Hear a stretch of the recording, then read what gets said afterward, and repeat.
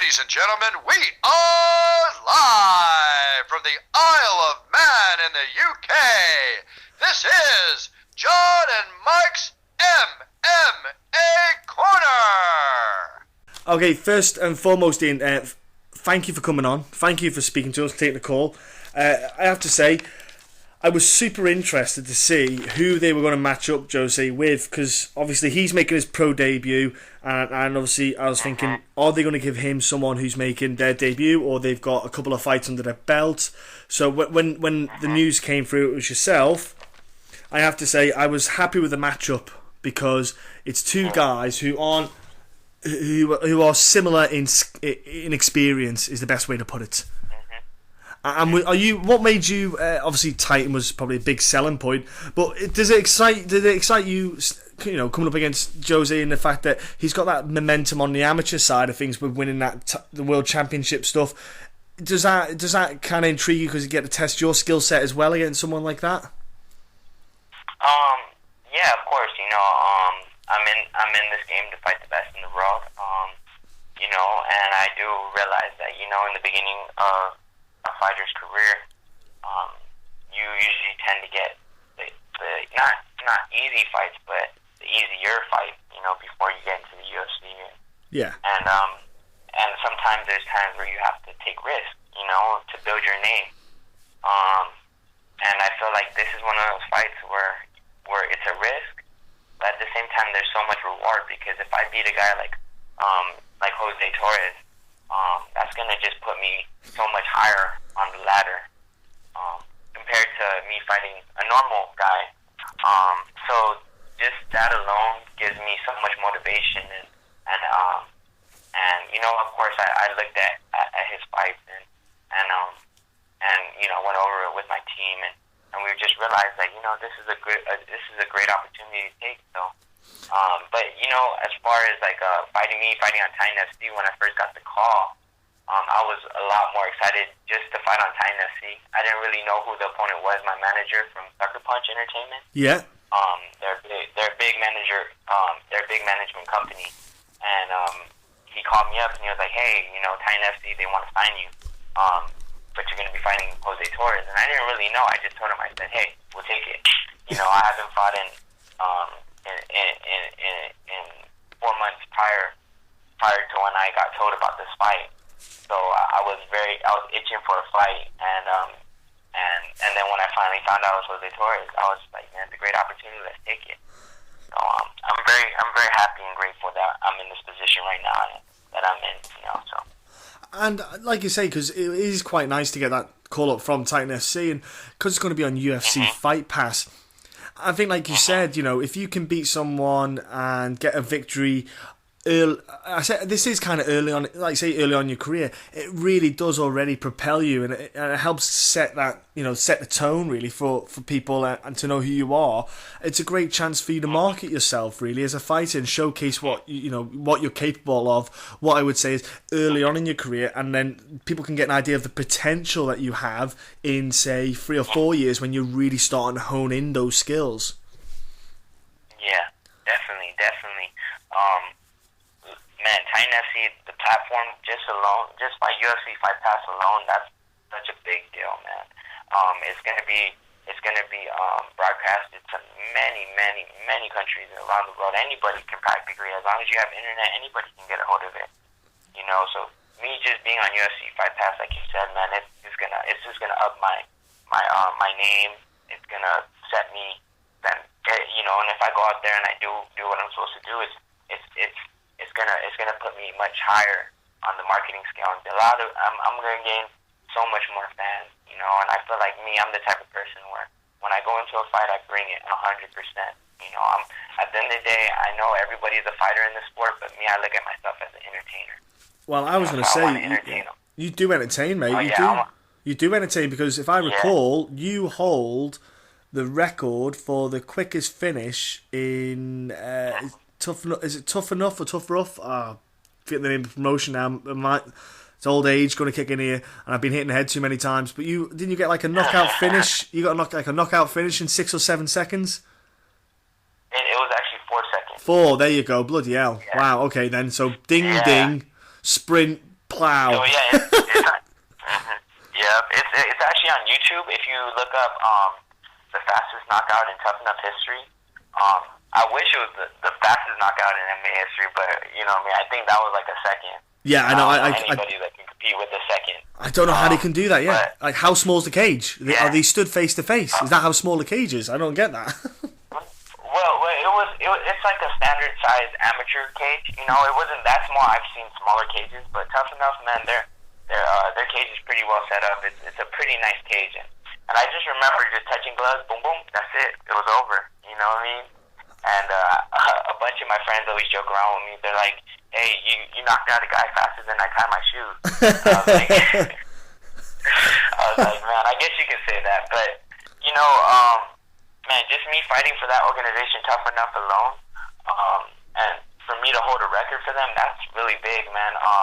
My last fight for Tough Enough was my championship fight, and I submitted my opponent named Sean Francis. He was actually undefeated at the time, and it was at the weight 145. But it was probably the biggest amateur MMA event ever. 14,000 people in attendance. Whoa. That's big. A lot of people don't. A lot of people, they're like, oh, you know, you have the fastest knockout, and yeah, it's cool, fast knockout. But I think my biggest accomplishment was when I competed in front of 14,000 people. You know, there is no, and that's also on YouTube if you want to watch it too. It's Ian. Just look up my name, Ian Lujan MMA.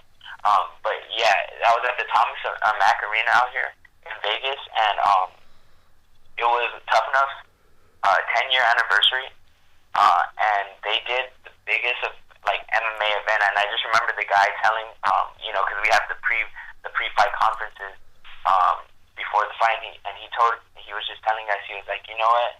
He goes, right now, a lot of you guys realize that you guys are just amateurs, but what you guys don't realize is you guys are competing in front of 14,000 people. So go out there and make some fans, you know. And ever since that time, I put in my head that people not only pay to come see me, but people, one day people are going to come all around the world just to see me fight, you know. So that's why when I go into the fight, I just try to make it as entertaining as possible, you know, without being too flashy. I go straight for it, you know. I go out there and I bring it, and that's one of the things that has taught me from that event. So that's why being able to perform in front of 14,000 people, that was probably my biggest accomplishment. And then not only being able to perform, I won a belt, you know. Yeah. The Tough Enough belt, and that was pretty crazy, man. Just fighting in front of 14,000 people, I'm getting shaky right now talking about it, man. I just remember making that walk out the cage and looking around like, wow, 14,000 people, all eyes on me. Yeah, you know? that's awesome. Crazy. Yeah, I was gonna say, the most I've done is a couple of thousand. So, you know, 14,000. Yeah. That shows as well how composed you are as well. You should take a lot from that side of things, because a lot of people who could walk out there on an amateur bout and they see just a 14,000, they just drop. You know, they just go, oh crap! There's, you know, it can just overwhelm people. You know, when they get in there, you know, the head isn't right because of just that wave of crowd, just the people cheering. It can throw people off, you know. So I think there's a lot to take away from that. And another thing I got to think, you know, with that finish that you had, it shows that you got power in your hands. You know, it shows that you don't hit soft. You know, it shows that you hit hard. Do you think then that because you got that punch, you got that finish, and it's out there, do you think that maybe people might then be a bit more cautious when they fight you then? They might be a bit more tactile because they think, right, well, he's got a good hand, he can hit hard. I need to be quite, you know, get in either close the distance so much that you can't even throw a punch, so it's almost like a clinch game, or do you think they're just maybe going to try and do a range game, a couple of shots, you know? Is that something you've got to take into consideration now yourself? Of course, you know, I know, because see, out here in Vegas, there's multiple fights that I was supposed to fight for. I was supposed to fight for World Series of Fighting. I was supposed to fight for RFA. And a lot of the guys didn't want to fight me because of my videos on YouTube, you know. So just that alone, that really made me like, man, you know, I do realize that I'm some people may consider me a knockout artist, but at the same time, it's just like, you know, it's an MMA fight. You know, I'm experienced in everywhere. You know, I've been doing this since I was 12. When I was younger, I used to go compete in California for penetration tournaments. And there were no hit to the face, but they're just body and all MMA. And then when I turned 18, I was able to fight legally in the state of Nevada. So that's when I started fighting for Tough Enough. But I do know that a lot of the guys that I'm gonna fight, they're gonna know that I'm a striker. Yeah. But a lot of them don't realize that I've been doing jiu-jitsu since I was 12. You know, I've been heavily in jiu-jitsu. I competed in over 100 grapplers quests. You know, I did some IBJFF tournaments.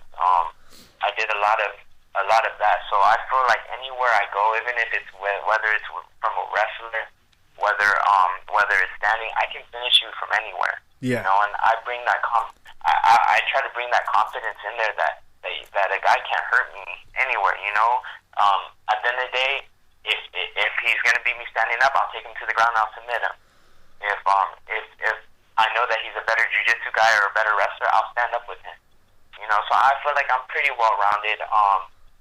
And I just like you said, even though they're cautious, I just go in there and I try to impose my game plan and see openings where I take it. And if I can finish it either way, of course the finish is always on my mind. You know, I try 100% to finish every fight I'm in. But you know, sometimes you can't get the finish like you want, so you just gotta look for openings and take advantage of it. Yeah. So I feel that's a big thing. I actually I don't want to brag or anything, but yesterday it was a pretty cool experience. I got to roll. Do you know Ryan Hall is? Hell yeah, Ryan Hall. He's an Yeah. absolute beast on the ground. I would not want to cuddle him on. I would not like to spoon him in bed. No chance. Yes, beast. I actually got the chance to train with him yesterday and learn some knowledge from him. Because he's really good friends with my coach. And Sim Go, which is a black belt under Mark Lehman, and Mark Lehman is Johnny Hendricks' head coach. Yeah. But I actually got to roll Ryan yesterday, and that was pretty amazing, man. That was like just on the jujitsu tip. You know, Yeah. he's amazing, man. That guy, he looks like a skinny dude, but he feels heavy. That guy feels heavy, so. That guy's amazing on the ground. Like when you, I'd imagine rolling with Ryan Hall, it's just a matter of surviving. You just got to sit there and go, how long are we doing this round? 3-minute round. Oh my word.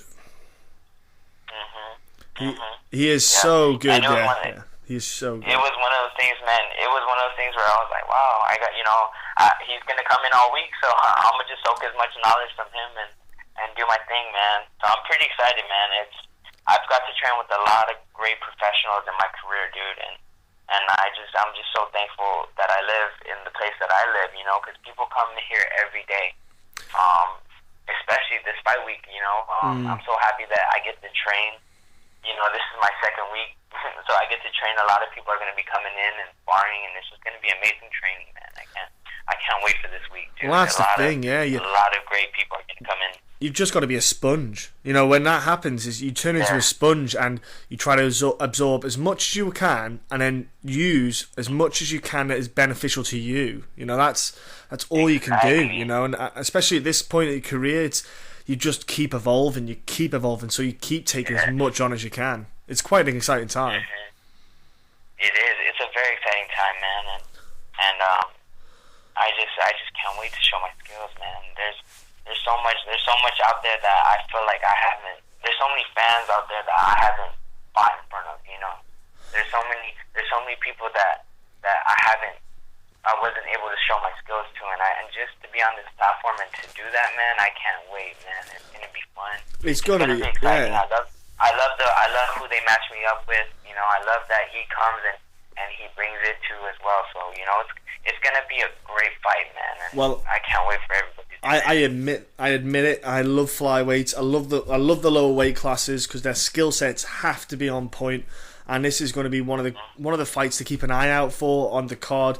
You know, I keep pushing to people to use Fight Pass. It doesn't cost much. You can get it for a week free anyway, like a trial period. So you might as well do it during this when the Titan card is on, and then the next day I think they've got the UFC card in Orlando. So get 2 cards in one go, so to speak. So I'd suggest you do that, ladies and gentlemen. But you know, you got Ian, you got you against Jose. It's going to be a hell of a matchup. I've already seen what you can do. Anyway, like I say, you mentioned YouTube video clips. I've actually already been on and had a look at them. Hence why I couldn't quite remember the bloody promotion's name. I thought it was Tough Enough, but I couldn't remember. But you know, if not only for me, but for everyone else at home, if they want to jump in and follow you, you know, how can they do that on a social networking side of things? On Instagram, Twitter, Facebook, it's just Ian Lujan. You can get a hold of me there. I do always do my best to reply back to everybody's retweets or whether comments or everything like that. So yeah, if you guys want to check me out, Ian Lujan on all 3 of those social media. And I want to thank you guys so much too for having me on your podcast or interview or whatever it is, man. Thank you guys so much. No, it's fine. It's been a pleasure speaking with you. No, yeah, thank you for giving me the opportunity to talk with you guys, man. You guys are great people, man. Thank you. Honestly, Ian, it's been a pleasure having you on. And what we'll do is always we'll put a picture of you on our Facebook page, and we'll put the links for your social networking on there for people at home as well. Okay. We'll stick that all on as well. And you know, look, it's going to be a great weekend. Oh, sponsors, mate. Have you got any sponsors out there? Okay. Any sponsors? My sponsors right now, I like to thank Nova Guam, which is my hat sponsor, and then my management company, Sucker Punch Entertainment. Awesome. They have a bunch of sponsors for us over there too as well. So thank you to them. Big shout out to Titan FC, and big shout out to all my teammates, man, for giving me the opportunity to showcase my skills and help me to get better. And thank you for all the fans out there that's going to be tuning in, man. It's going to be a great fight. Thank you guys. Me and Mike going to tune in from across the pond in the UK. We'll be switching on to watch the fight, and I'm sure a lot of other people will too, because we'll be peppering people to do so. So like I said, have a great weekend. Just enjoy the whole experience. And then after that... I will. Hey, man, after that, have a great Christmas. Thank you. You too, man. I appreciate it. Thank you so much, man. And you guys are great people, man. Enjoy your Christmas and keep doing what you're doing, man. I was telling one of the interview people to the previous interview people. I always appreciate interviewers that look out for prospect talent. You know, there's a lot of interviews, people that go out there and they just want the UFC people, but you know, you guys are so great for doing that. Thank you guys. I appreciate you guys. We want everyone in MMA, not just obviously. I'm not lying. If Chris Weidman said, "Do you fancy a chat?" I wouldn't say no to Chris Weidman coming on. He doesn't seem a bad dude, but no way, that guy's an absolute beast. Hell yeah, he is. But at the same time, we want. What me and Mike are trying to do is get people around the world to understand that there is other promotions outside of the UFC with fighters out there who are going to be the future UFC champions, and maybe it might be an idea to start following them now, and that's what we do. We want you to come on, get your voice out there to the world, and you know, even if it's 5 minutes, 10 minutes, 20, 30, whatever it is, that's for us. That's what's key. We try to get everyone out there, as many people as we can, because I think it's huge. I think it's huge to help people get the exposure they deserve. Of course, and man, that's amazing, man. Thank you guys. You guys are doing a really good deed for MMA, and man, I wish the best of luck to you guys, man. And you keep doing what you guys are doing. Thank you very much, sir.